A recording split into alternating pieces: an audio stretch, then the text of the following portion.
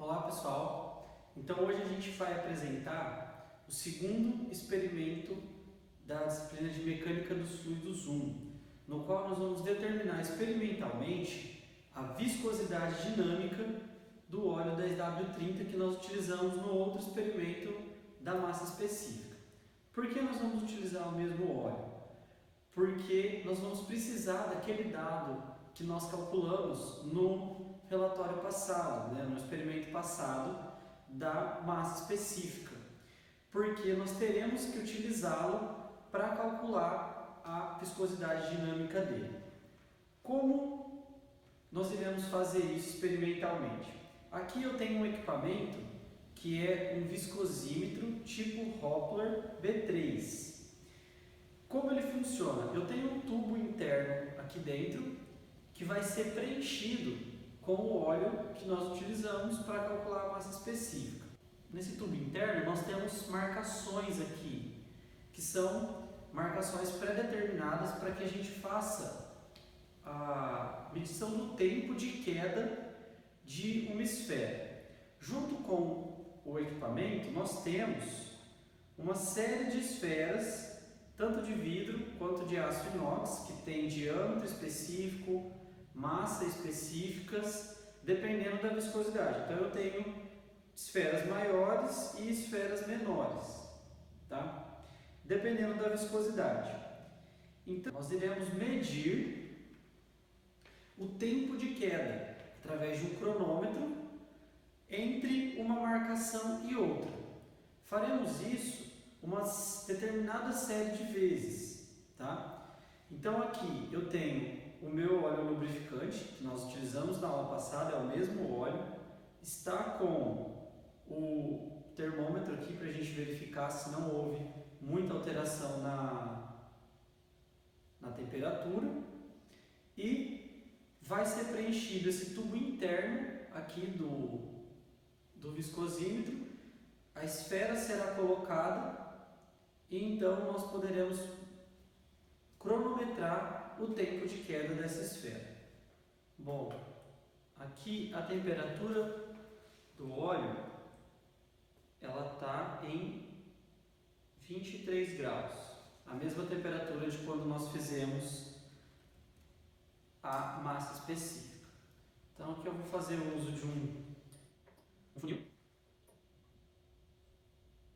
para fazer o preenchimento do tubo interno. Vamos preencher até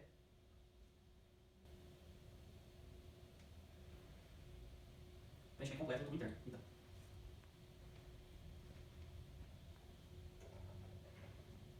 preenchido então o tubo interno com o fluido nosso de trabalho, antes de eu inserir a esferinha para que seja feita a medição do tempo de queda, nós temos que determinar a massa específica também da nossa esfera, massa sobre o volume.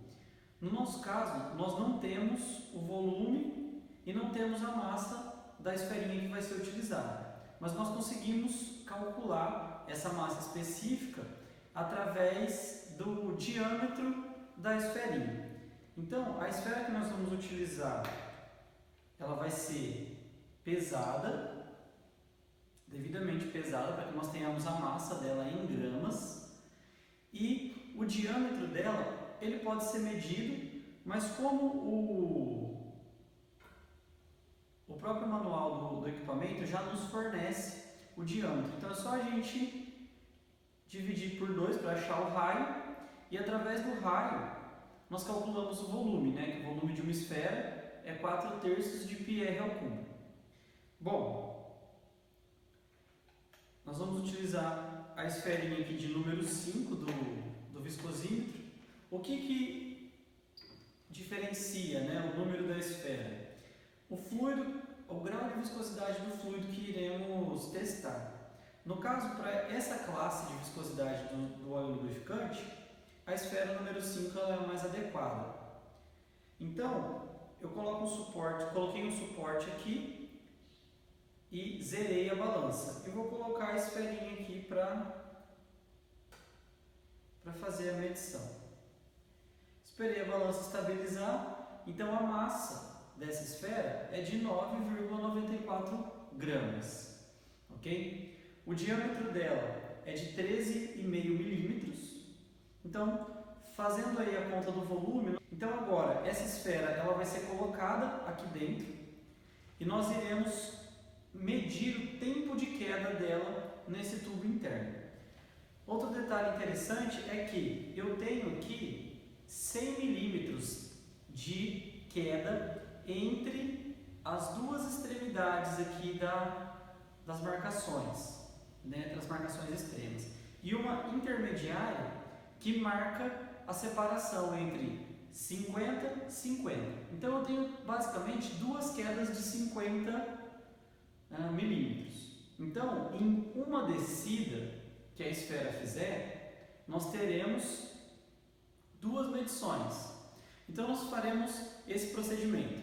Vamos descer e marcar quando a esfera passar pelos 3 pontos. Então a gente inicia a contagem na primeira marca, encerra na primeira e na segunda, inicia na segunda e termina aqui embaixo. Quando ela terminar de descer, a gente destrava o aparelho aqui, eu consigo fazer a inversão do viscosímetro e aí podemos medir novamente mais 2 tempos de queda de 50 milímetros.